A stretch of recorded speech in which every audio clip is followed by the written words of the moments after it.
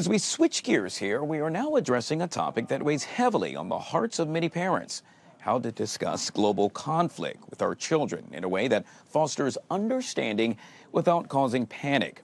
Navigating these conversations can be somewhat daunting, but it's essential. Our next guest is here to guide us through, well, her expertise in compassion. I'm referring to none other than Dr. Carol Lieberman. Known as the worldwide America psychiatrist, she is also the host of the Terrorist Therapist podcast, and she joins us right here on the Live Zone. Dr. Lieberman, always a pleasure to see you. Welcome to the show. Thank you. Obviously, so much going on within the Middle East. We have seen so much death and carnage, if you will. And, well, a lot of parents would like to speak to their children about Iran, terrorism, and global conflict without causing panic. How would one go about to do just that? Yes, well, first of all, parents should absolutely recognize this and talk to their children about it. You know, a lot of times parents think, well, I don't want to scare my kids, and, you know, maybe they won't know the Middle East is far away, and why do I have to talk to them? But first of all, obviously, they see from news about it on television, they look on their computer, they hear things about it on the radio. When you're driving them to school and from other kids. And so they get misinformation. And so that is why it's the birds and the bees talk for the 21st century. And, you know, it's awkward, but it's a fact of life. So how do you do it?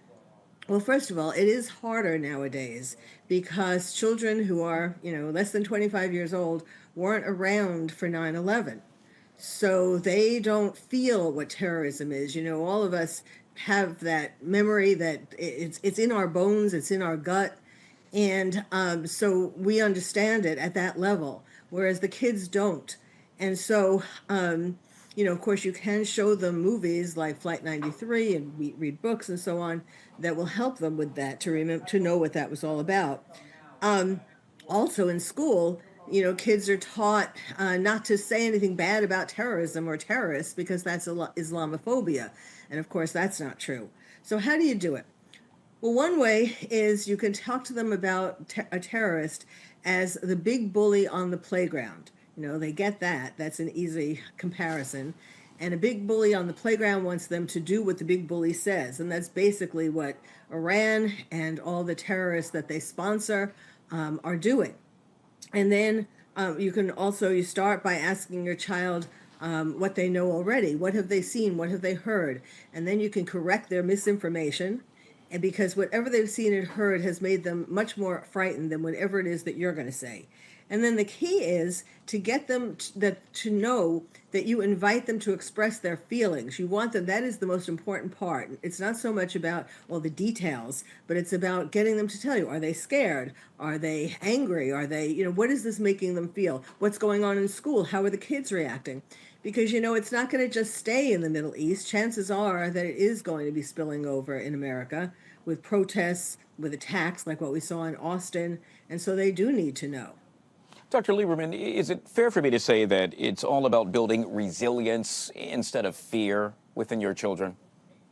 Yes. And of course, the key to doing that is to getting what I was saying about getting them to express their emotions, because that's the only way that they can build a strength. You know, I was in Israel recently, helping Israelis with, you know, their reactions, their PTSD and so on from October 7th.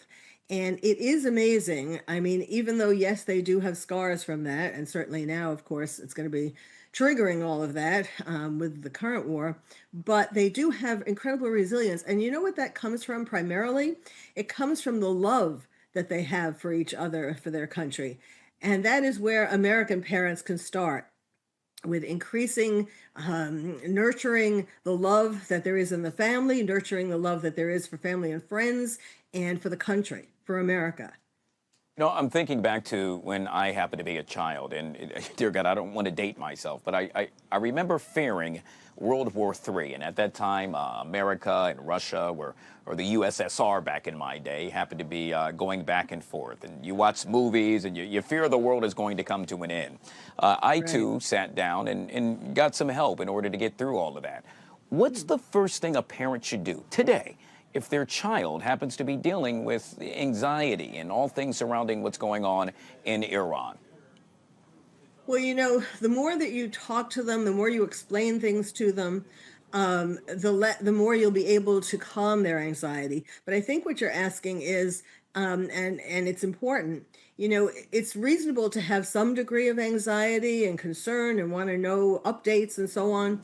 But if this goes on too long, or if it's affecting their schoolwork, if it's affecting important things in their life, then you do need to bring them for an evaluation, a psychiatric evaluation at least, and get some help. And they may need some therapy to as these weeks go on, to get through this. But yes, there's some degree that is considered normal, and of course, the more you can get them to express their feelings, and that means if it's an older child, they can verbally express it.